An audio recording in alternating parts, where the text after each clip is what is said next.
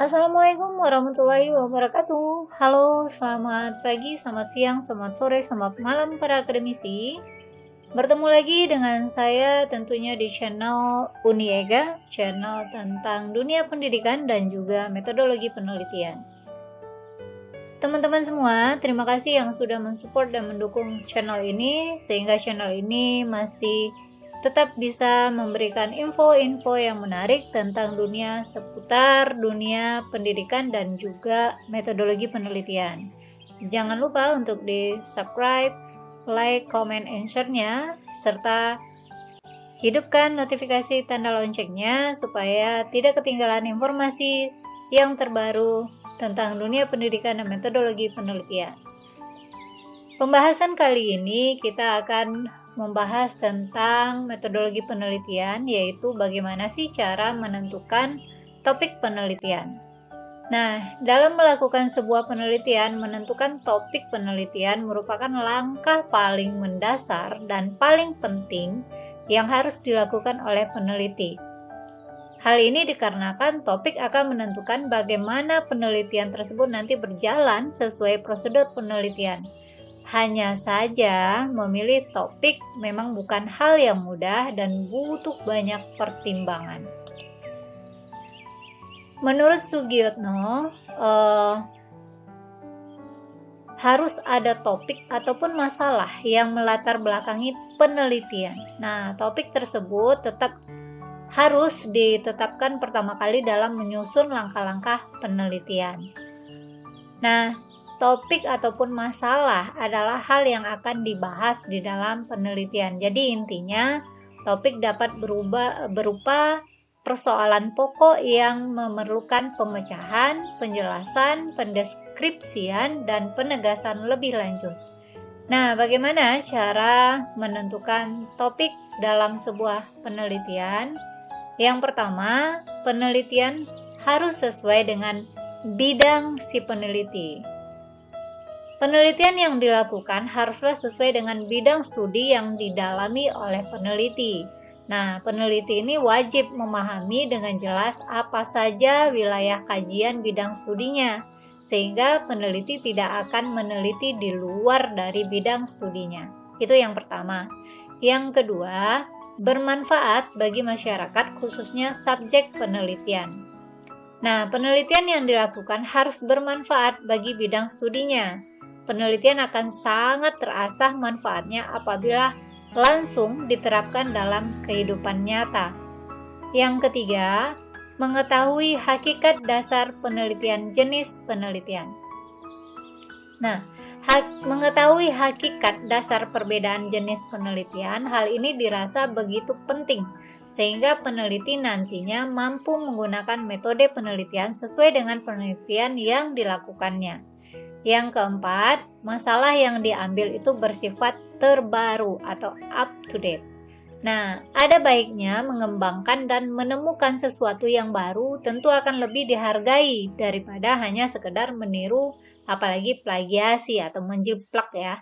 Nah, yang kelima, tema yang sedang tren. Nah, tema yang sedang tren biasanya akan memenuhi persyaratan kampus dan akan disetujui oleh pembimbing. Seorang peneliti juga tak perlu ragu untuk bertanya kepada pembimbingnya tentang topik yang hangat di kalangan bidang studinya. Yang keenam, dalam jangkauan peneliti. Topik yang akan dikaji peneliti itu hendaknya tidak berada di luar jangkauan kemampuan si peneliti.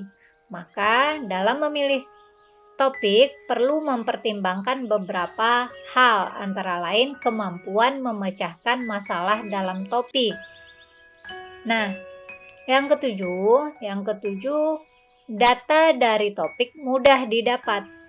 Meskipun peneliti dapat memilih topik yang sangat baik, namun belum tentu data yang diperoleh ataupun diperlukan itu tersedia dan mudah untuk memperolehnya. Maka peneliti harus dan perlu menyesuaikan antara topik penelitian dan kemudahan dalam memperoleh data penelitian.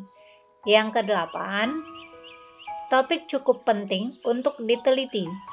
Topik yang dipilih haruslah penting untuk diteliti. Ada dua hal yang menjadi pertimbangan dalam memilih topik yang penting, yaitu yang pertama, sumbangan hasil penelitiannya dapat memenuhi minat akademis dan minat masyarakat. Yang kedua, sifat topik tidak merupakan duplikasi dari topik-topik yang telah diteliti oleh orang lain.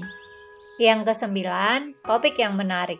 Nah, hendaknya topik penelitian tersebut menarik sehingga menimbulkan minat dan semangat peneliti untuk melakukan penelitian berdasarkan topik yang telah ditentukannya. Nah, ada beberapa tips untuk cara menentukan topik penelitian, yaitu dengan menggunakan rumusan 5W1H.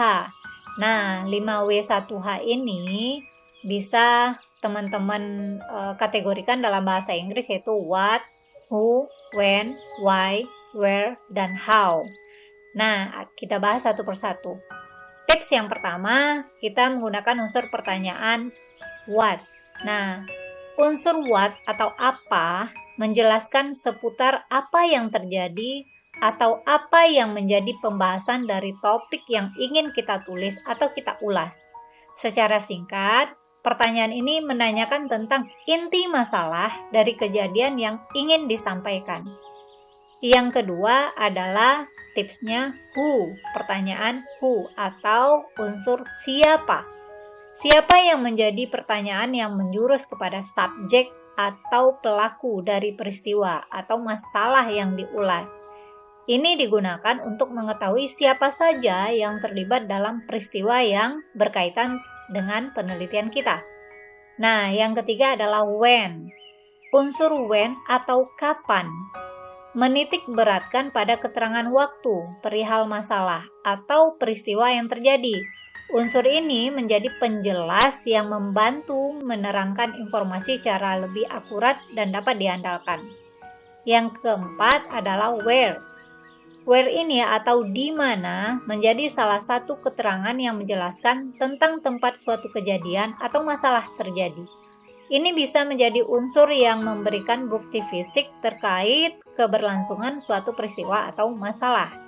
Yang kelima adalah why. Why atau mengapa.